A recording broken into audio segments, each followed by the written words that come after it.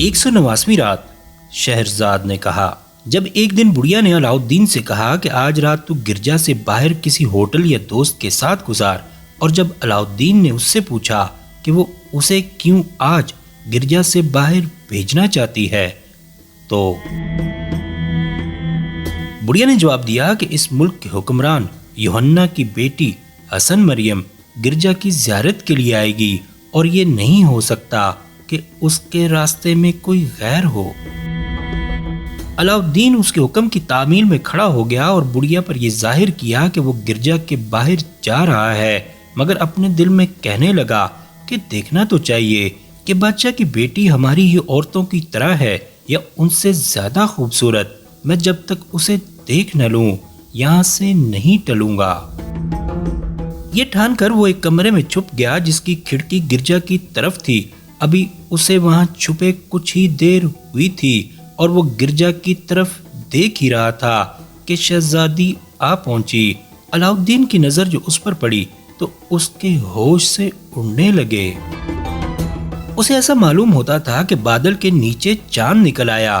یہی نہیں کہ وہ شہزادی کو دیکھ کر بھونچکا ہو گیا، بلکہ اس کے ساتھ ایک اور لڑکی بھی تھی، اور شہزادی اس سے کہہ رہی تھی کہ اے زبیدہ، تیری وجہ سے میرا دل بہت بہلتا ہے۔ علاؤالدین نے اس لڑکی کی طرف غور کیا تو وہ اس کی بیوی زبیدہ اودیہ تھی، جس کو مرے ہوئے عرصہ ہو چکا تھا۔ پھر شہزادی نے زبیدہ سے کہا کہ ذرا ایک راگ تو سنا دے۔ اس نے جواب دیا کہ میں اس وقت تک تجھے کوئی راگ نہ سناؤں گی جب تک تم میرا مقصد پورا نہ کر دے اور جو کچھ تو نے مجھ سے وعدہ کیا تھا اسے وفا نہ کرے۔ شہزادی نے پوچھا کہ میں نے تجھ سے کیا وعدہ کیا تھا؟ اس نے جواب دیا کہ تو نے مجھ سے وعدہ کیا تھا کہ مجھے میرے شوہر علاؤالدین ابو شامات سے ملا دے گی۔ شہزادی بولی، خوش ہو اور اپنے شوہر علاؤالدین کے ملنے کی خوشی میں راگ کی مٹھائی کھلا۔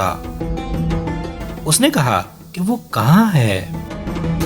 شہزادی نے جواب دیا، اس کمرے میں، وہ ہماری باتیں سن رہا ہے۔ یہ سن کر زبیدہ نے ایک ایسا راگ بجایا کہ در و دیوار رقص کرنے لگے۔ علاؤالدین بے چین ہو گیا اور کمرے سے نکل کر ان دونوں کی طرف دوڑا اور اپنی بیوی زبیدہ اودیہ سے لپٹ گیا۔ زبیدہ نے بھی اسے پہچان لیا۔ دونوں گلے ملے اور غش کھا کر زمین پر گر پڑے۔ حسن مریم نے آگے بڑھ کر دونوں پر گلاب کا عرق چھڑکا اور انہیں ہوش میں لا کر کہا کہ خدا نے اب تم دونوں کو ملا دیا ہے، محفل کا کچھ تو لحاظ کرو۔ علاؤالدین نے زبیدہ کو مخاطب کر کے کہا کہ یہ تیری محبت کی وجہ سے ہوا۔ اب علاؤالدین نے اپنی بیوی زبیدہ اودیہ کی طرف مخاطب ہو کر کہا کہ اے زبیدہ، تو مر چکی تھی اور ہم تجھے دفن کر چکے تھے، یہ کیا معاملہ ہے؟ تو کس طرح زندہ ہو کر یہاں آ گئی؟ اس نے جواب دیا کہ اے میرے آقا، میں مری نہ تھی بلکہ ایک جن مجھے چرا کر یہاں لے آیا تھا، اور جسے تم نے دفن کیا تھا وہ ایک پری تھی جو میری صورت اختیار کر کے مردہ بن گئی تھی۔ جب لوگ اسے دفن کر چکے تو وہ قبر توڑ کر نکل گئی اور اپنی مالکہ حسن مریم بادشاہ زادی کے پاس چلی آئی۔ جب میری آنکھ کھلی تو میں نے دیکھا کہ میں شہزادی حسن مریم کے پاس ہوں، اور وہ یہ ہے۔ میں نے اس سے پوچھا کہ تو مجھے یہاں کیوں لائی ہے؟ اس نے کہا کہ میری قسمت میں تیرے شوہر علاؤالدین ابو شامات کے ساتھ شادی کرنا لکھا ہے۔ اے زبیدہ، کیا تو اس بات پر راضی ہے کہ میں تیری سوکن بن کر رہوں اور ایک رات میری ہو اور ایک تیری؟ میں نے اس بات کو مان کر کہا، لیکن میرا شوہر ہے کہاں؟ شہزادی بولی، اس کی تقدیر اس کے ماتھے پر لکھی ہے، اور چونکہ قسمت کا لکھا ہوا ہو کر رہتا ہے اس لیے اس کا یہاں آنا ضروری ہے۔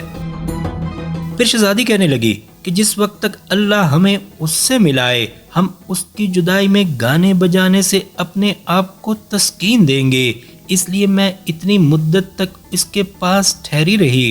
آخرکار اس گرجا میں خدا نے مجھے تجھ سے ملا دیا۔ اب حسن مریم نے علاؤالدین کی طرف مخاطب ہو کر کہا کہ اے میرے آقا، کیا تجھے منظور ہے کہ میں تیری بیوی بنوں اور تو میرا شوہر؟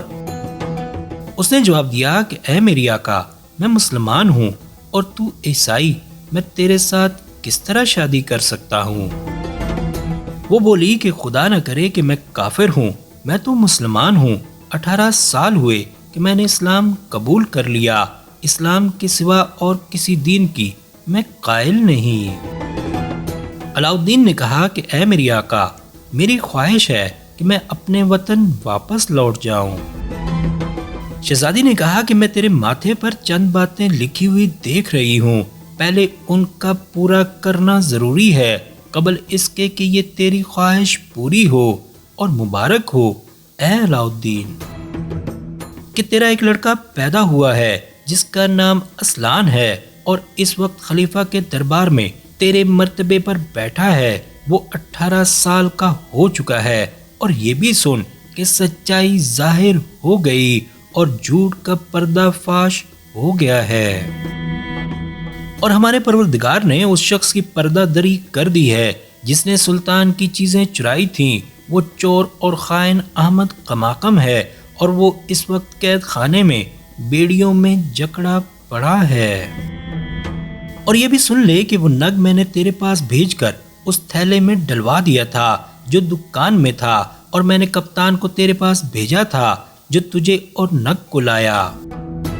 اور یہ بھی سن کہ کپتان میرا عاشق ہے اور میرے وصال کا خواہش مند ہے، مگر میں نے اسے ہاتھ نہیں لگانے دیا، بلکہ اس سے کہا کہ میں اس وقت تک تجھے ہاتھ نہ لگانے دوں گی جب تک کہ تو اس نگ اور اس کے مالک کو نہ لے آئے۔ اب شہرزاد کو ثبوتی دکھائی دی اور اس نے یہ کہانی بند کر دی۔